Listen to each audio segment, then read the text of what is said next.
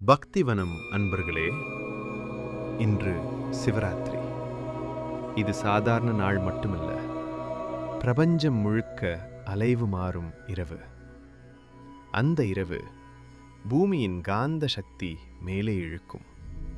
அதனால்தான் பழங்கால முனிவர்கள் சொன்னார்கள், அந்த இரவு நின்று தியானிக்கவும் விழித்திருக்கவும் என்று.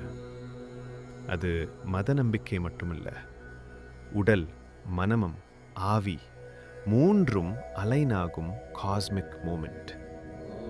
அதனால்தான் சிவன் அந்த இரவில் அர்த்தநாரீஸ்வரன் போல உள்ளும் வெளியும் ஒன்றாகும் சக்தி.